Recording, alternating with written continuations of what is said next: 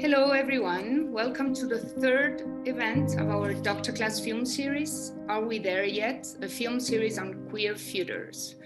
We're discussing the film $100 by Laura Amelia Guzmán e Israel Cárdenas. Welcome Laura, Israel. Thank you for being here with us tonight. My name is Marcelo Ramos. I'm the program manager for the Art, Film and Culture program at the David Rockefeller Center for Latin American Studies, DRCLAS.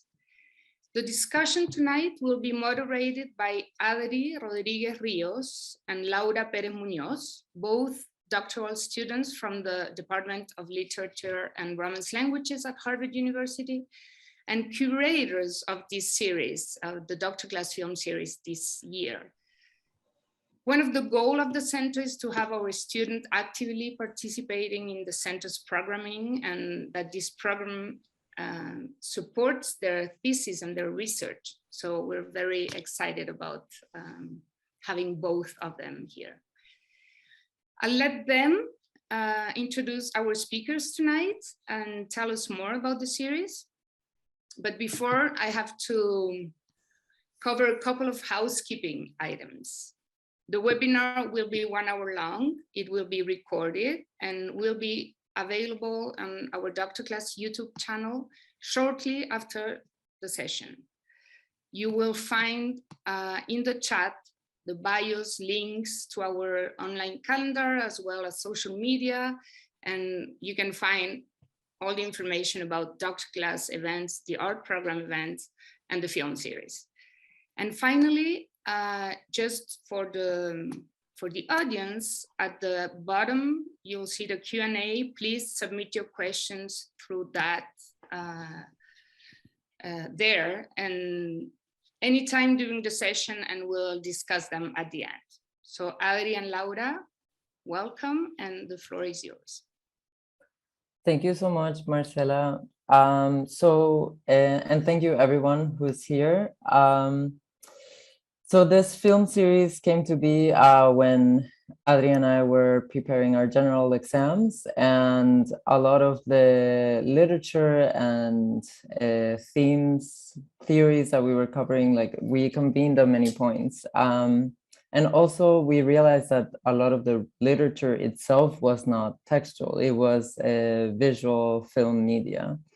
And with DRCLAS, I think we took this opportunity to create a broader conversation where we could engage with the directors and with a broader audience to talk about the film, to talk about the context around the film, and the social political context as well. So that's like sort of the background. And Are We There Yet? Is a curatorial exercise to interrogate theorist and queer philosopher José Esteban Muñoz, opening to his book Cruising Utopias, Queerness is Not Here Yet. José Esteban Muñoz is foundational in both of our research, Adri's and I, and that specific sentence of queerness is not here yet haunts us. So Are We There Yet serves as a catalyst for this intersectional dialogue with the people who orchestrate these narratives of the films that we have selected. And the series goal is to ignite conversations that hinge on our diverse border immigrant experiences while always looking out for the queer. So that's the film series. And thank you, Laura and Israel, for being here. Husband and wife team, Laura Amelia Guzmán and Israel Cárdenas, share photography, production, and script and directing credits since their debut feature, Cochochi. Am I pronouncing it right? Cochochi, okay. Together, they have shot 7 features and run the production company Aurora Dominicana, based in the Dominican Republic. Thank you so much for being here. Thank you, everyone. So yeah, let's begin. So thank you, DRCLAS. Thank you, Laura. Thank you, Israel, for being here. I'm gonna start with our first question. And this is just to ignite the conversation and get us started. But Laura and Israel, or both of you, either one want to answer this. Can you tell us about how this project came into existence, the story itself, the narration, the title, the novel that your movie is based on, and how you two decided to work together on this project? So Israel and I had made a film called Jean Gentil before Sand Dollars, and it was shot in Samana. It's a peninsula in the northern part of the Dominican Republic. It's like a small island tied to the big island, let's say. And back in the 80s, it was when I grew in this place, when like I was visiting a lot. It was a small fisherman village, and now it's been developed, and there's a very particular kind of tourism, different from the rest of the island. It's like a wilder tourism where people, like foreigners, want to get like really involved with the locals, and there's like not a big difference between foreigners and locals. They get along quite well, and it's like a very nice merging experience. So I thought we wanted to shoot again in Samana, and we were looking for a theme, like something to do there. Like we wanted to go back there and work there. And we found this book, which a good friend of ours, David Puig, was translating to Spanish, called Sand Dollars. And it really intrigued us, the way this the protagonist of this book was relating to the locals. I thought he would like be closer to local culture, even more than I am and I'm Dominican, but from the city. And we were really curious about this story, not the whole book, but parts of the story. And we started putting it into images, like a lot of images, and the atmosphere that the book described. We could rely to it, we could see it, and we started writing like a synthesis of one of the stories in the book. And after a while of developing this film and looking for financing, we came upon Geraldine Chaplin, who was talking about our previous film, Jean Gentil, that she had seen in a film festival in Peru. And we're like, oh, but she would be very interesting for a small role in the film. Maybe we could contact her and let's see what happens. And we did. And even though the film depicted a story between two men, we decided after meeting her that we could do an exercise of changing genre and making it a story about an old French woman and a young Dominican woman instead of an old French man and a young Dominican man. When this happened, the story became ours. Like it wasn't an adaptation anymore. It was our film. And it became more like a response to the film, to the book. And we had the opportunity to meet the author and tell him about our exercise. And he's like, I trust you, do whatever you please. I'm very curious. And so we did. So that's the way it started. So I think, speaking of that, I think that one of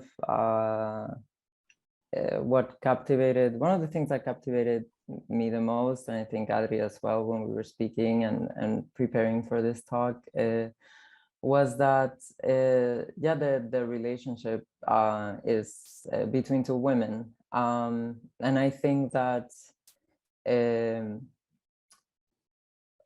also we've read also a lot about like sexual tourism in the Caribbean, and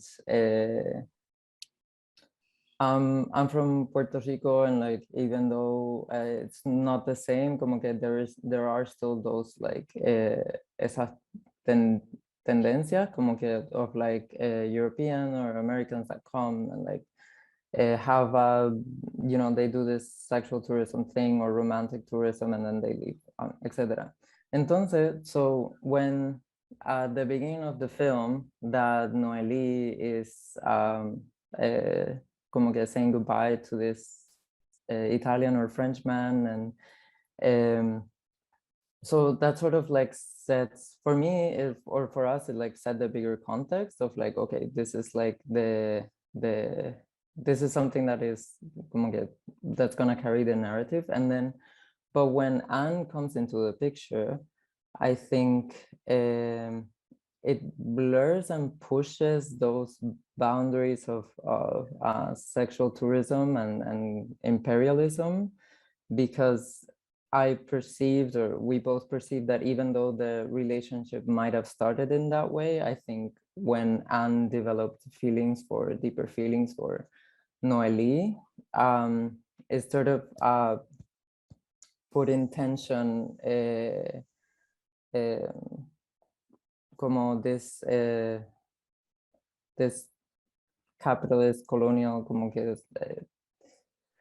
see, it caused a lot of tension in me, because if it was like a relationship with a heterosexual man, with a man, like a man and a young woman, I think that I wouldn't be so conflicted. I would have been like, oh, this is very clearly like a power relationship. And I think the relationship between Anna and Noeli sort of, because it's queer and because they're two women, sort of como que it creates the effervescence, como que es como me crea como efervescencia de todos los of all the tension that exists, because there is a fascination. Anne is fascinated by Noeli. Noeli is also going along to sort of get what she wants from Anne.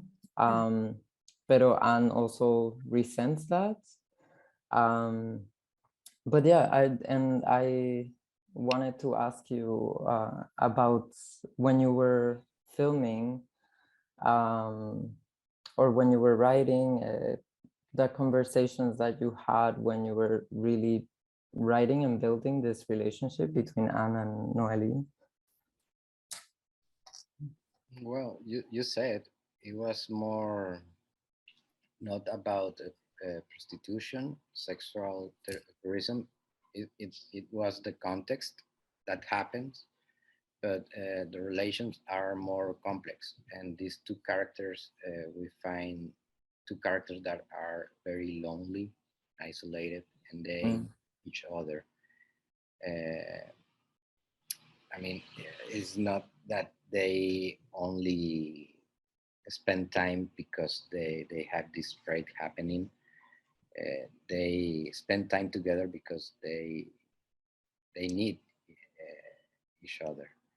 And for us, that was interesting, and that was the response to the book, because the book was more based on this kind of relations, from economic relations, from the Europe to Dominican Republic, to Latin America, to the south. And we wanted to, well, we didn't want to.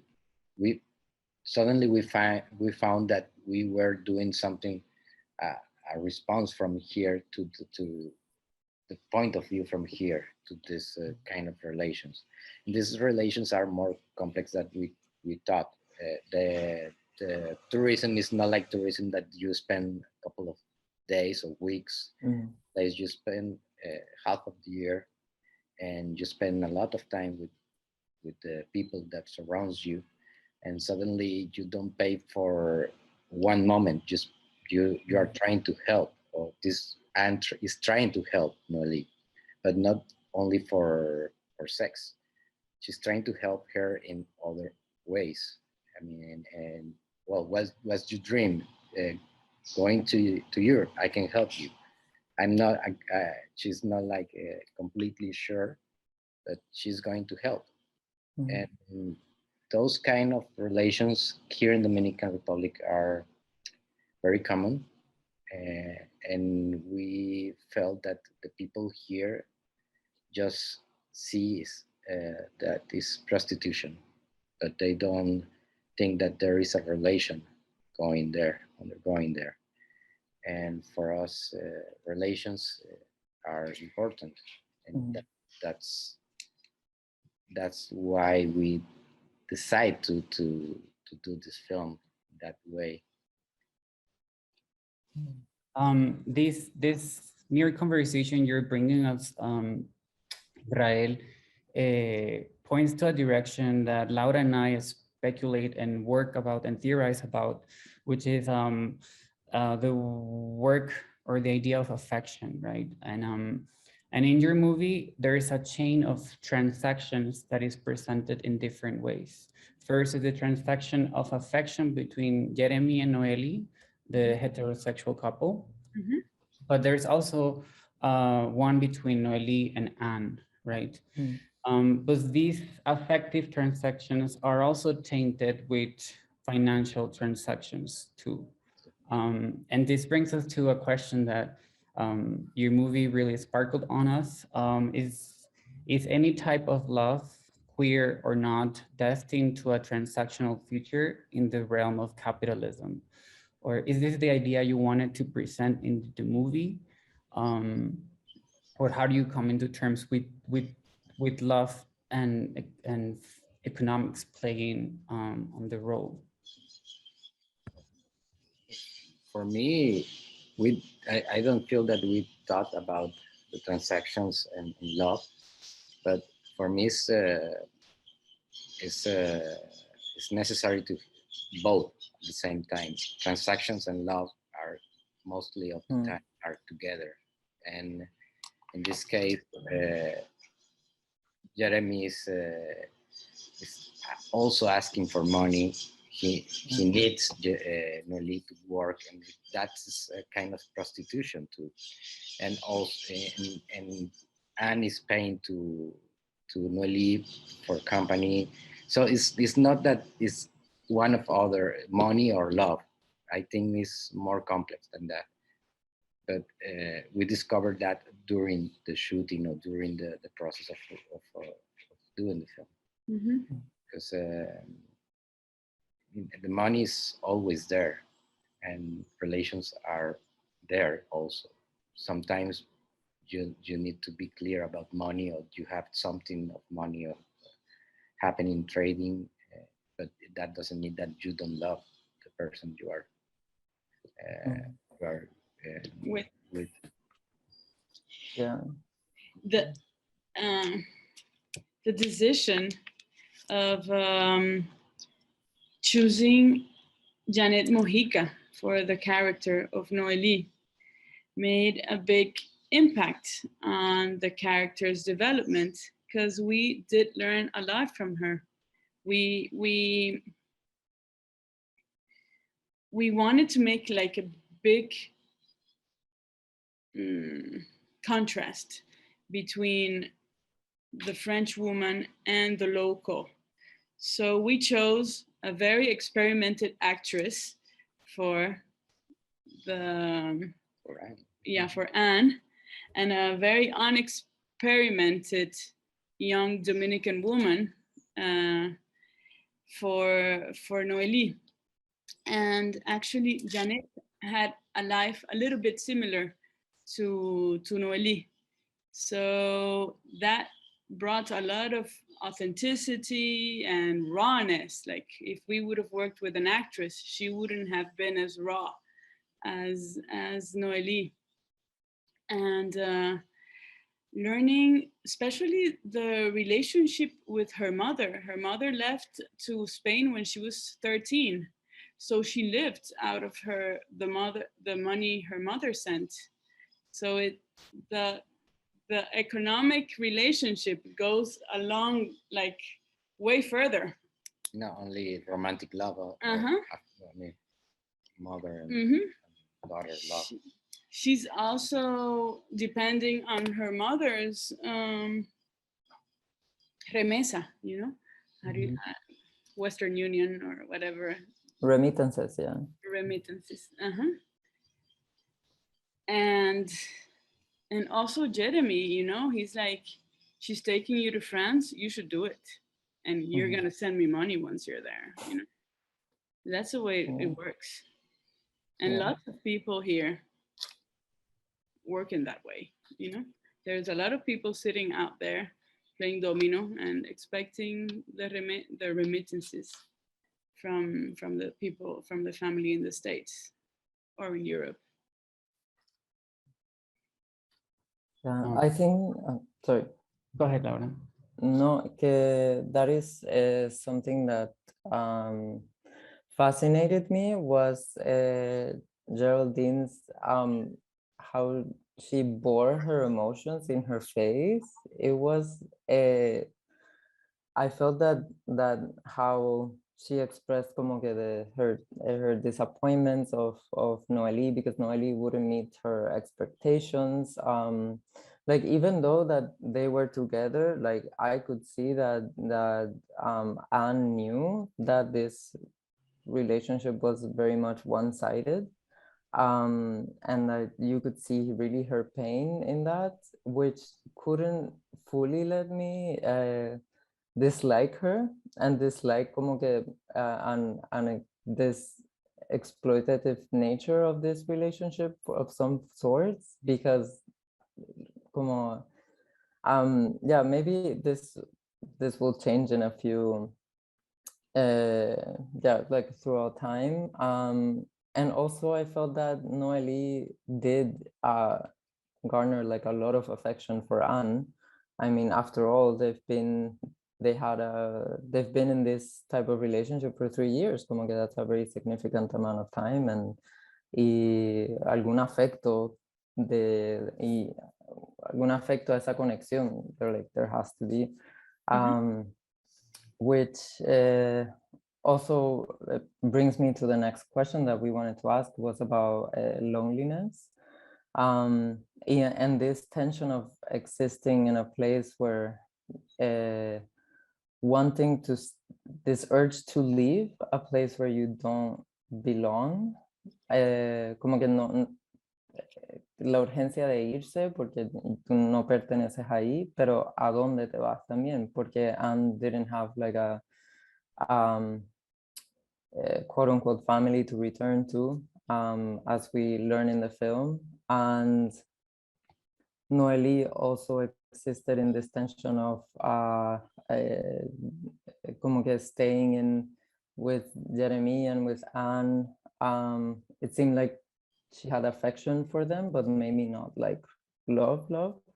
But what changes her decision to leave is like the pregnancy, and how Jeremy is like, what do you mean you're gonna leave with my son? Pero and also when Anne meets up with her friends and they speak about Marcelo, it gave us como que yeah, we wanted to ask you about if this was like an intentional theme of like this como of loneliness, como que yeah, or self-displacement, of yeah, that tension of not knowing where to go or what to do, but also the familiar is already very strange. What was the line with Marcelo? No, Marcelo was the one guy in the picture. Yeah, with the bikini. Yeah. So the question that it sparkled that scene to us, like, so So Marcelo is a gay man, a lover from the DR from 20 years ago, right? Yeah. And the gay Frenchman who's friends to Anne, shows a picture, and then they remembered Marcelo. So our question was sort of directed towards, like, since much of our vision of the future depend on our vision of the past, of how we look at the past, and the people we remember and the objects we have to remember our past. What did both of you hope to make your audience feel when looking at that moment in the film of these two elderly queer people looking at their old photos of past lovers? Mm-hmm. What was your intention with that? Not sure. This moment I don't remember. I think it was loneliness to all people talking about the past, the relation they have, the time they have to know each other. But also that I was thinking during you were talking, it was the context. These two only persons in the paradise, apparently in the paradise. One Anne wanted to be there, and one because she doesn't have other place to go at that moment, and Noeli is trying to escape, and that situation was interesting for us because paradise is subjective. I mean, you can say paradise and you can imagine, it can bring to you an image commonly related to beaches and palms and the sea, but that it depends of what you really want, and the weather, and the weather and how where you the warmth of the people. You grew a lot of things, but the loneliness doesn't escape. It doesn't have to. I mean, it's not related to if you are in a paradise or you are in a city or whatever. And it was relativo, yeah.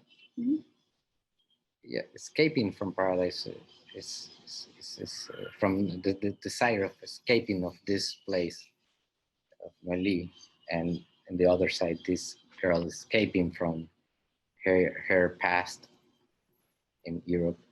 It was interesting for us to explore and the contradiction of it. And what was more interesting is that the story didn't end there, because after Sand Dollars, we followed Noeli's dreams. And we shot this documentary called Noeli Overseas, when she finally manages to travel to the City of Lights, to Europe, to work. For some reason, she made it there, and I went along with the camera. And the big fear was that would you want to stay there, like escape from the project we were working on to meet her family, which is mostly in Europe, most of it. So, and when she meets her mother and other girls that went together with her mother to meet us, and she heard the stories of how they got there and what they were doing there, I realized she immediately said, I don't want to stay here. I want to go back home. I'd rather go back to poverty and dance bachata with the tourists that ahorran, that, how do you say, ahorrar? Ahorran todo el año. Save money all year long. That save money all year to spend it in 1 week in the Dominican Republic. That's another thing very important. These people save the money and they spend the happiest time of their season of year of life here, and the Noeli is part of it. uh, people, locals, sometimes are part of it. On the other hand, locals, if Dominicans, if they go to Europe, they spend the most hard way of living. It's very hard to make a get living there, and yeah. to get a job and all this migration. It's not easy.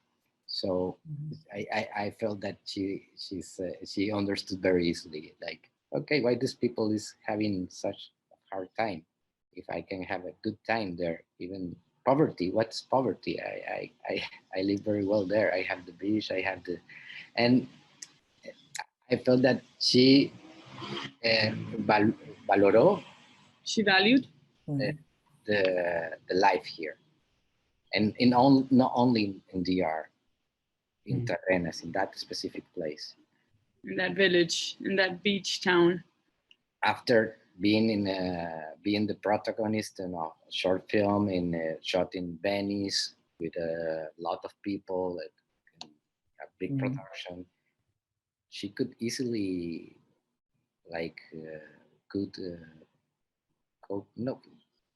dream about doing something else, but she rather to come back and come back home. So Noeli, is that's the same name of the actress herself? No. Okay. Named Janet Mojica. Janet Mojica. Okay, so I got a phone call from her 2 days ago saying, "Do you have my passport?" And I'm like, "It's expired long time ago." She's like, "I'm finally gonna travel. I need a new one. Can you help me?" And I'm like, "Sure, let's do it." Okay. But it's a never-ending story. Oh, okay. Because when you said that you were, I think I got confused with the names when you mentioned you continued with Noeli's dream of shooting a documentary, and then she decided to come back. That was the actress herself. Yeah. Yeah, Janet. Okay, Janet. Allí en los países. Okay. Which also brings into the fore a question that what Laura and I were thinking, and now you're mentioning it, is like, you just said that these people are real and that they're just outside your door waiting for remittances from Europe. And this is like much of a film, of a fiction film, as it could be a documentary, right? As it could be a historical archive that photograph or that sort of shows a reality that is not too far from what is truth, what happens on day-to-day life. How do you perceive this relationship between history and fiction within your film? Now, having into consideration that you made a documentary that follows up the movie, or the story of the actress in the movie. There's a very thin line between documentary and fiction in our films, but that's exactly what we love. Like when we're working, like be nourished by reality.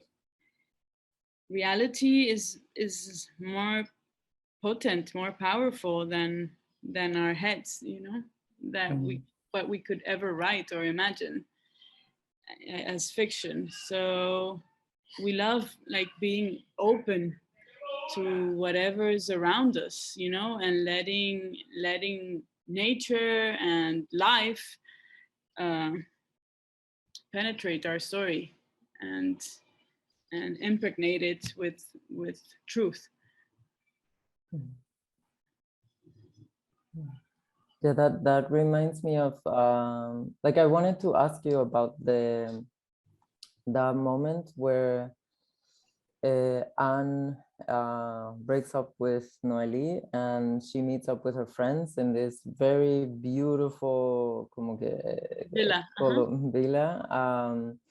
And there's this older generation of white people, mostly European, some American, talking about investments in the DR and how many times they've come back, blah, blah. To write that part,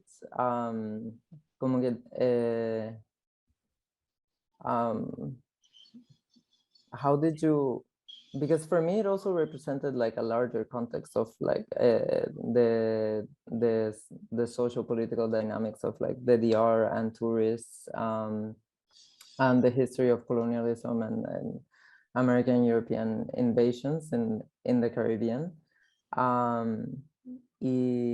Yeah, I wanted to know more about how that you wrote that part. If you hear all the time like people, yeah. I don't want to keep talking, but I wanted to ask more about that. We got it. We were triggered by your question. I think. Do you think that was in the book in some way? No, Don't remember, not at no. all. Not at all. The way the author speaks, you feel something like, okay, this guy is an intellectual. He knows how to write, and he's sensitive to political and economic things that are happening. He's very aware. He's not like some tourist that is not that doesn't know what is happening and what is surrounding him. This guy, he's very conscious. He's very conscious, and the questions he asked himself in the book.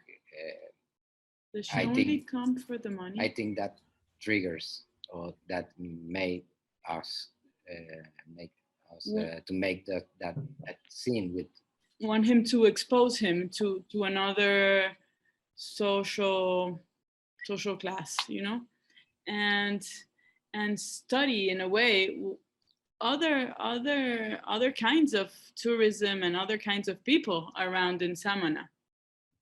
And in that scene, there is a Dominican historian, yes, a diplomat, the girl she seduces, or she's a little bit seduced by. Yeah. And who else was there? And his writer. And this guy who was really Hoyt Rogers, who was really working and writing in Samana. He's an American academist and writer, and he's been in Samana since the 80s. And he truly met Jean-Noël Pancrazi. He was like Jean-Noël's confidant, you know, and he met the real Noeli. He met the real Anne, who is Jean-Noël Pancrazi. So we thought it would be very interesting to invite him over. He had never played in a film before, like acting, zero, but he was very at ease in his role. And what I was saying about truth, you know, these people have a spirit and energy, and it was more about energy. That the scene it was more about energy. We didn't write dialogues. It was more like a happening. And I mean, you can talk about whatever you want, and they start talking, and we were shooting that moment in this specific place that looks like wow. We were spending all this time in this small houses, like more rustic houses, even though the house of Anne is bigger, but it's still being more like, you know, more rustic, more roots, more roots. And this house was like a Victorian house in the Caribbean. Yeah, it had like more like a connection to past. To the past, and to the past not only in DR but also like in the south of the States or other islands in the Caribbean. Wonderful. I wanted to take this moment to invite the audience to submit their questions on the at the bottom on the right. There's a Q&A option. You are all invited to submit your own questions if you have any from the movie or the conversation we're having to this point. And so I'll just, before they submit theirs, I will ask a question, which is sort of like, your movie is part of this series because it brings a conversation about queer futures, your movie itself. And despite the fact that you said that reality is more powerful than imagination. Your movie sparkles imagination. It sparkles scenarios where Anne's elderly age is much as a fiction as it is real. We wanted to ask you, what do you think about queerness and the elderly? Or even better, how do you think about these concepts in your movie and decided to project it this way? Well, And yeah, go ahead. not, it's not like this person is old and is not having desires, and it's not, but I think old people can have, they need more than only physical affection. They need more innocence. It's like they need youth around, and they need to be. It's like having an update of what is happening with younger people, and it's interesting because if you think about the film, it's about prostitution between two women in the Dominican Republic, but you never see any sex scene.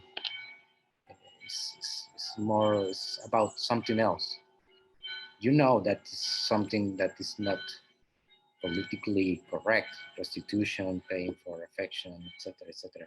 But you don't see that, and you see other things that this woman needs.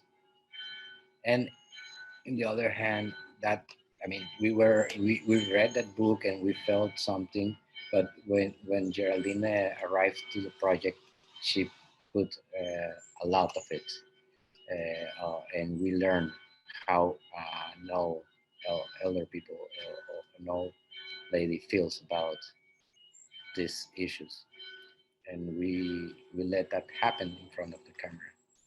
Yeah, it was amazing the way she understood Anne, and she got involved in this role, and she would suggest feelings and words and dialogues. And the most amazing thing about Geraldine was the way she learned to play with a non-actor. You know, she had been playing in a way for 60 years, and all of a sudden she's playing with somebody who is not acting at all, who's just being herself. And she had to learn again, you know, how to act. And this is, I think this is what she enjoyed most in this process, in this adventure. And trying to, I'm not sure if I answered your question, but we never thought about a queer film or a film about two women or two men. We were thinking when we were doing the film, two lonely people that need each other. I mean, we know no matter what is your gender or your position or your age, it was more about that. We emotionally, I mean, for a guide emotionally for the character, it was more like that. And the other things that are around this story of these characters speaks by itself. It's not like we had something to say about it. It's more about the human condition.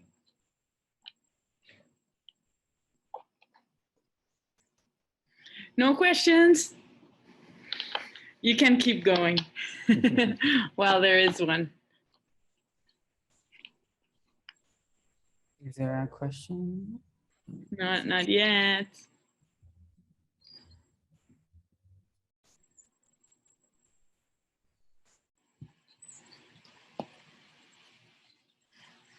But if you want, we can keep talking about production, about the technical things about the film or whatever. Wonderful. I think just one follow-up question from the previous one that I have is that maybe I should have given context a little bit more, but the trope about being queer and being old and being alone is quite often in literature, in history, in film itself. And so even if it was not deliberately made like that one, like you decided to change 2 queer men to 2 queer women, and then you sort of like redefined the meaning of the film, it definitely complicates the conversation between what a white queer is in a colonial world and how that solitude, that loneliness hits in despite the money. And Laura and I were talking about sort of like this affection that cannot be exploited. Despite that, the DR, the Dominican Republic, has been exploited economically by its people, by US interventions, by European colonialism. There's something that is inextractable as well, because no matter how much Anne loved Noeli, Lueni couldn't love her back. That was something that it was just not there. And to us, that sparkled a lot of ideas about the futurity of queer. Yeah, but something that about colonialism and white and people, locals and all this, is that we know that the Dominican Republic has suffered or has passed all these interventions in invasiones. But at the end, you see Noeli, and it's like she never lose. She's all, she has the control of it all the time. She has the control of Jeremy and Anne and the situation. It's like you see her like it's like the most la que pudiera estar más perjudicada. But she's not. And I feel that is something that we learn from Janet. It's a spirit that comes with most many of Dominicans. They could be in these hard situations, but they keep going and they dance and they enjoy the music and they suffer, of course, but they also enjoy these moments, and they keep going day by day. It's not like they project themselves in a future of years or months. It's not day by day. They live day by day. They keep going. Yeah, I think for me, it's like, okay, this European white people comes here and they take advantage of, and at the end, I start thinking, well, maybe these white Europeans came here and they are completely lost, and these locals are taking advantage of this. Yeah, I situation. think the exploitation goes both ways. Like yeah, definitely. I think that's also something that fascinated me, was that I didn't feel that Noeli lost her agency. I feel like como que, or her voice or her power, como que, I think that a moment that was very, como que brought up a lot of tension was when Anne slapped her, because it was too present that the dynamics that Noeli was didn't feel the same way for her, and so and Anne was jealous of the non-exclusivity, and that Noeli was doing whatever she wanted, even though Anne was like super in love with her. But I think that moment of like because then Noeli gets la atracan, when she gets and she also gets hurt, and she tells Jeremy como now it's time for you to go to work because you're a man after all. And she returns to Anne very afflicted about her reality, her pregnancy, como que, pero inclusive en ese momento no sentí que she chose it. She was aware and she chose it. She chose to come back. So I think that is something that I really, and the point about queerness, como que queerness is never explicitly spoken, it's never explicitly enunciated, and it very much like como que presents this other idea that I think the both of you expressed of affection and enjoying each other's company, and that at a certain age you need more than physical intimacy. You need company, you need conversation, you need youth. And so that was that other complexity that was very beautifully portrayed. I don't think Noeli is aware of her queerness, you know, like consciously queer. Mm-hmm. You know, Yeah. it's very convenient for her. Yeah. This lady who's very fragile and affectionate and delicate, instead and nice, instead of being with a man, like the man in the beginning. No, he was sort of nice, but yeah, but it's different. It's different. Yeah. Yeah, it's different. That's why she came back to Anne at that point, because she needed to have a place, a safe place where she could She's her safe place. Yeah, there are safeties that her relationship with Anne provides that maybe a relationship with a heterosexual man does not. And there's also that, and that safety can also lead to affection. And that their relationship and the fact that it was two women, or older white woman with a young black woman, black Dominican woman, como it has so many points of tension and complexity. It was very beautiful. Thank you. If there's no further questions by the audience or ourselves, I think we can call it a session today. Yes. Thank you so much, Laura. Thank you so much, Israel. Thank you so much, Dr. Class, and to Marcela Ramos for being here today, and to each one of you of the audiences that came to this discussion and conversation. Thank you so much. Thank you, Adri. Thank you, Laura. Thank you, Marcela. Thank you.